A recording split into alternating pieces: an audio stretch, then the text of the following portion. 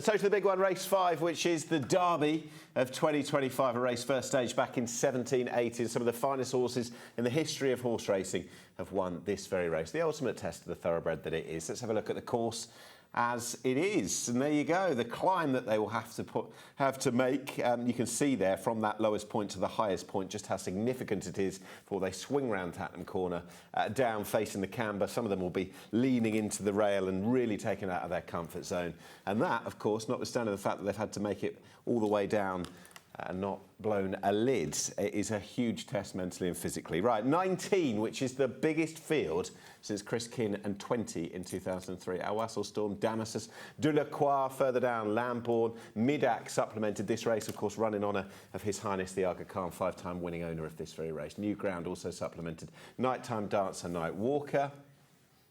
Over the page, Pride of Arras, the Dante winner, Rogue Impact.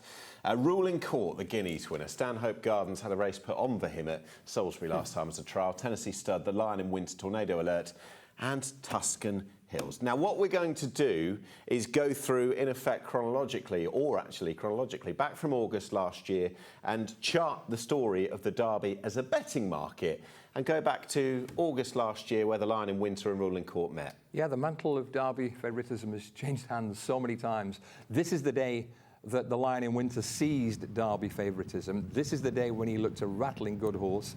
This is the day when he travelled keenly on the pace, quickened on demand, won with authority, with the subsequent Royal Lodge winner in the yellow colours, Wimbledon Hawkeye, and the subsequent Guineas winner, more on him in a moment, Ruling Court in the Godolphin Blue.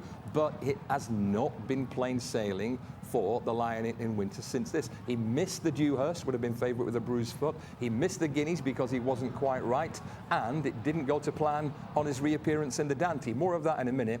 But John, I think this horse has questions to answer now. His preparation has clearly been less than ideal, and I think this stat is right.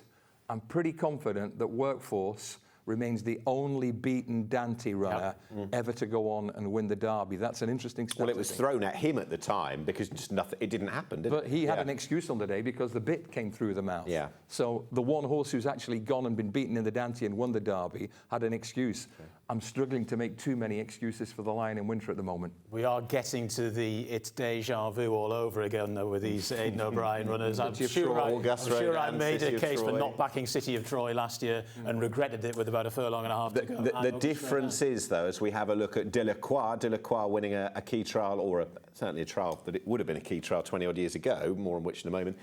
The interesting thing is, Ryan Moore, August Rodan, City of Troy, he doesn't ride the Lion in Winter. He's chosen De La Croix.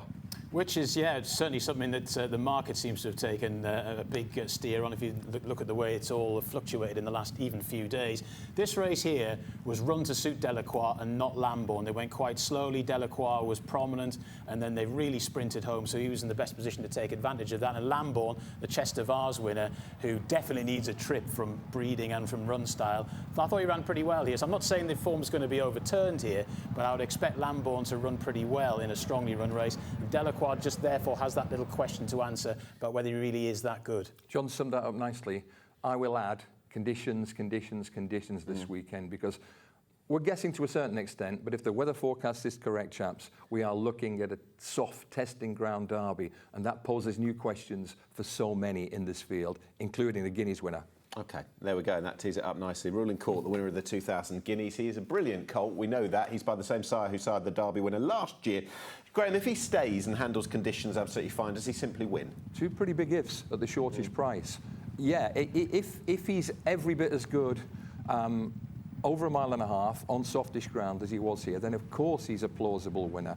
But it is up for debate whether he'll stay in testing conditions. There's no question this is proper Group 1 form. Horse on the far side in the main Godolphin colours, Shadow of Light was champion 2-year-old.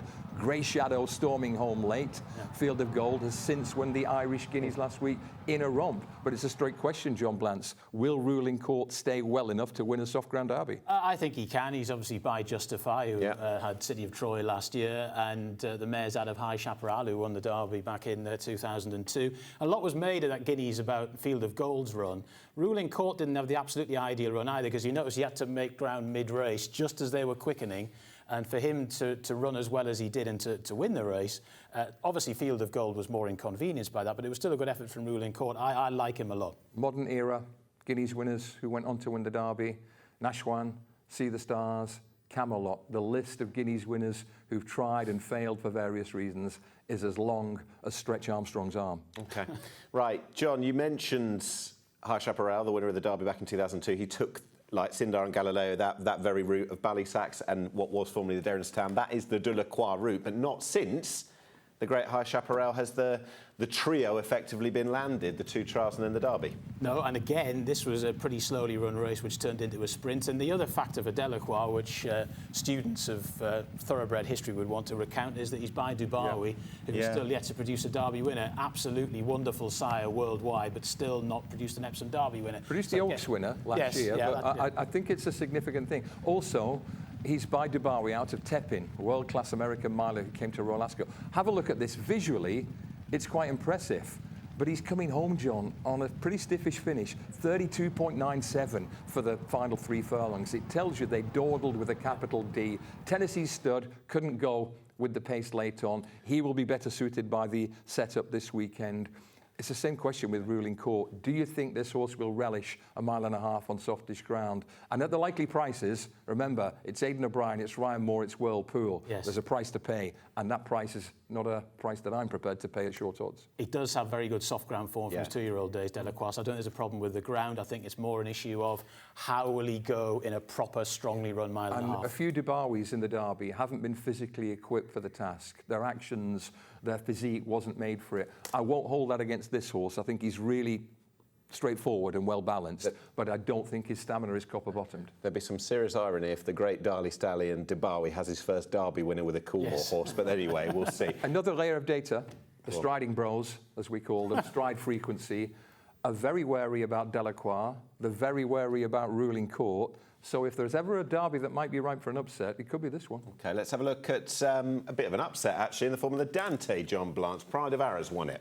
He certainly did, on only his second start in a race which really wasn't run to suit him. We talked about this when we were referencing Royal Playwright earlier on in a previous race. They've gone quite slowly, it's turned into a sprint, and he's been able to pass good horses, quickening away from him, on only his second career start. So, again, there are still big question marks for me to answer whether it'll be good enough on Saturday afternoon, but this was a really good effort for me, Graham. Absolutely. Look at the way he squeezes through here, and he settles the Dante, not in 2 strides, but he settles it with real authority. Should touch on this horse on the outside of the big white face, Damisus. If you like Pride of Arras, you can certainly make a case for Damisus. But for a horse, as John says, to do that on his second start, to achieve a rating of 115 on your second start, easing up late on, very likely to stay the trip, very likely to handle soft ground, and, put the cherry on top, 2 of his siblings both won at Epsom. So many pluses, I think, for this fella. Just as you know, both Graham and I are sectionals bros, and Damasus ran the fastest sectional in the closing stages there, and that was a big improvement on his previous run. So if they go a strong gallop, he'll be staying on. Others have cried enough too. Right, a couple of supplemented horses from France. We might have French success for the first time since Pourmois in 2011. He took in the Prix Greffiul, Graham, which is the route that Midak takes, and of course you can't get away from the context and the importance of this horse in this race, given the race title. Yeah, we sent our crack camera crew down to the forests at Chantilly to get these shots, and the tremendous shots. Look, he bows his head generously, this fella, and that was a feature of his performance last time when he just looked really resolute. But I can't make his form, top quality Group 1 form at the moment. And I will ask you both this question. Would he really be here at Epsom this weekend, were it not for the fact that the race is being run in honour of His Late Highness the Aga Khan? I don't think so. Yeah. Cost a few quid to supplement it, but he is 3 from 3. Soft ground, not a problem as well. He will go forward. There's going to be quite a bit of pace in this race, and you'd have to be good to It's withstand. really welcome to have not 1 but 2 French challengers. Yes. But he and the other French challenger, New Ground, his form hasn't worked out from last time out. They add some spice to the mix. I'm not sure they're major players. I prefer Midak over the other French rider myself. 1, 2, 3, 4 in the Derby.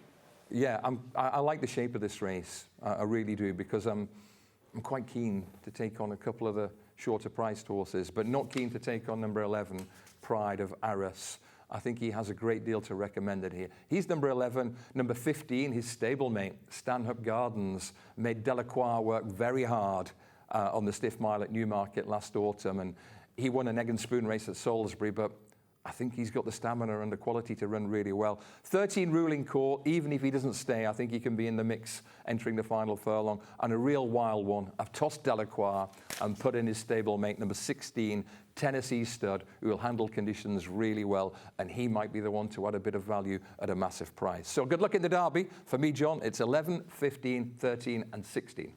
Ruling Court for me. I like the draw as well. We haven't touched on it a great deal. Gate 7.